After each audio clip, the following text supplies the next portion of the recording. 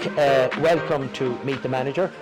You have a long career playing, managing and all sorts of other stuff with the GAA. What keeps you going? I suppose what keeps me going is I'm asked to manage a different group and you have to think about it, and because I like coaching in particular and managing groups, I accept the job.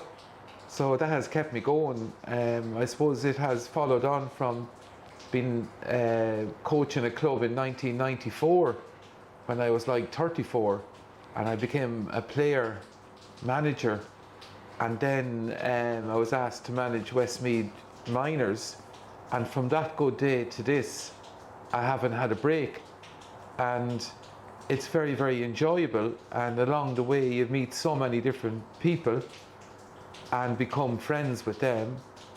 And the GAA world is what I grew up in. The family I grew up in from Kildare, we knew nothing else except GAA, and that's the way I suppose it's being addicted to that sport and loving it. Last year was your first year with Killoe. You obviously brought them to a senior championship title. How has the league season gone so far this year for you? Yeah, so a great year last year until it came to the St. Loman's match in the Leinster Club, and really it was chalk and cheese in terms of their physical development, and we got well beaten on that day. So we felt going back into year two that we would really work on our strength and conditioning. Now, as it turns out, 7 of the players made the Longford County panel and 3 made the Longford under 20 panel. So you asked about the league.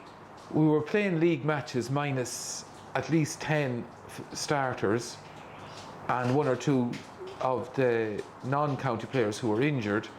So it was sort of a stop-start campaign throughout the league, and given that our so-called second team were in Division 2, there was a lot of mixing and matching of players for matches that were coming up on consecutive days.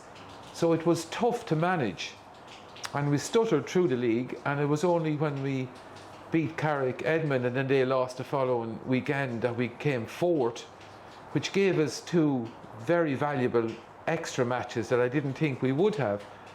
And that was against Granard, who actually won the league, and the final last weekend against Clongish. So those 2 matches were very important to have got, because we had some players back, and it showed A, that we're getting back there, and B, how good Clongish are at this moment in time, because we were well and truly beaten last weekend by a very impressive performance, especially by 2 individuals who scored 113 out of 115 between them, young Jack Duggan and Carey, who, along with others, showed that Longford underage has great talent coming through, albeit young Jack Duggan went to Roscommon, but I think Longford should be looking to get him back, seeing as he hasn't made the Roscommon panel. But that's another day's work. So yeah, the league has served its purpose in bleeding a lot of new players, and then seeing the strength of teams that we'll be meeting in the championship as it goes along, because Granard have done very well in the league, and we saw how good Clongish are from last weekend. People would say that is it the more favourable, am I wrong? Or well, you can say it could be, given that Mullinyock, Clongish, Dramard are in the second group. But having said that, you've got the league champions, you've got the county champions from a couple of years ago, Colmcille, amongst others, and improving Carrick Edmund.